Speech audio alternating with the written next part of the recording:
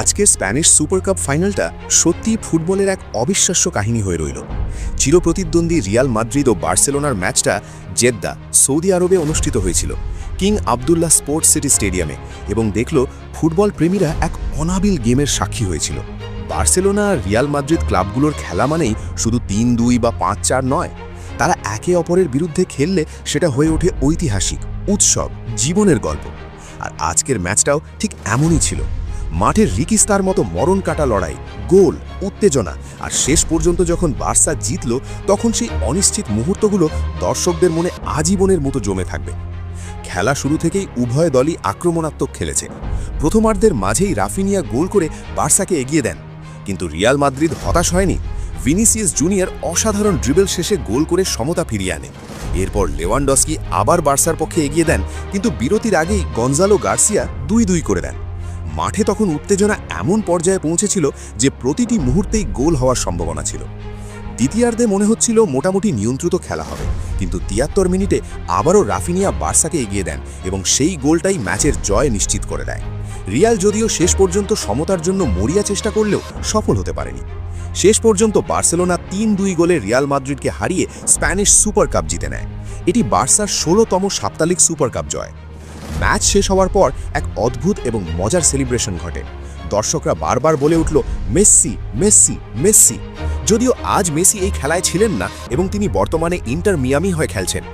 এই রিয়াকশনটা শুধু একটি মাত্র নামের প্রতি আবেগ নয়, এটা আসলে একটা অনুভূতি যা ফুটবল সমর্থকদের মনে গাঁথা আছে বার্সেলোনার সাথে।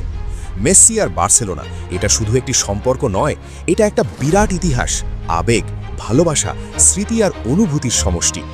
গোলের সময় সাক দিয়ে আগলে রাখা মুহূর্তগুলোতে বার্সার জার্সির নীল লাল রং, ক্লাবের ঐতিহ্য, দর্শকদের উল্লসিত চিৎকার, এই সব কিছুই মনে করিয়ে দেয় যে মেসির নাম বার্সেলোনার সাথে অসংখ্য স্মৃতিতে বাঁধা।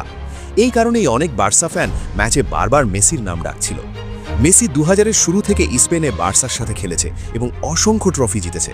আর আজও হাজার হাজার ফ্যান মনে করেন মেসি মানেই বার্সেলোনা আর বার্সেলোনা মানেই মেসি।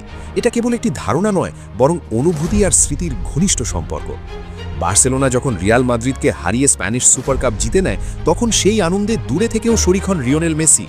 ম্যাচ শেষ হওয়ার পর মেসি লাইভ বা সামাজিক মাধ্যমে বার্সেলোনাকে অভিনন্দন জানান, যা বার্সা ভক্তদের আবেগ আরও বাড়িয়ে দেয়।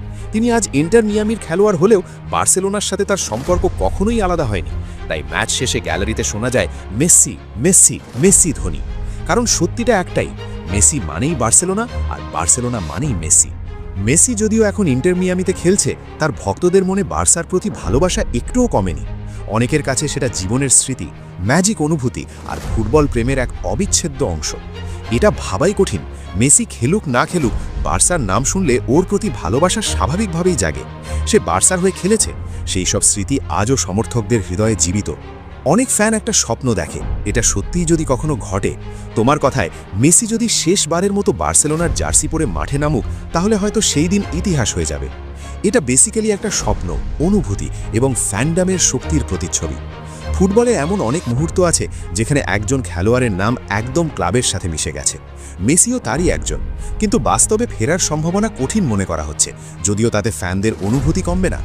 কেউই জানে না ভবিষ্যতে কি হবে, কিন্তু আজকের মতো ম্যাচগুলো মনে করিয়ে দেয় যে মেসির ভালোবাসা আর বার্সার ঐতিহ্য ফ্যানদের মনে চিরকাল থাকবে। এই ম্যাচ শুধু একটি ফলাফল ছিল না, এটা ছিল একটি অনুভূতি, ইতিহাস ও আবেগের সমাবেশ। রিয়ালকে ৩-২ গোলে হারিয়ে শিরোপা জেতা, দর্শকদের মেসি নাম ধরে ডাকা, সব মিলিয়ে এটা ফুটবলের একটা সুন্দর মুহূর্ত। মেসি বার্সেলোনার হয়ে খেলুক না খেলুক, তার নাম ফুটবলের ইতিহাসে জ্বলজ্বল করে থাকবে এবং বার্সার সাথে সম্পর্কটা পরিসমাপ্ত নয়। কারণ সত্যি মেসি মানেই বার্সা আর বার্সা মানেই মেসি। ভিডিও ভালো লাগলে লাইক, সাবস্ক্রাইব আর শেয়ার করতে ভুলবেন না।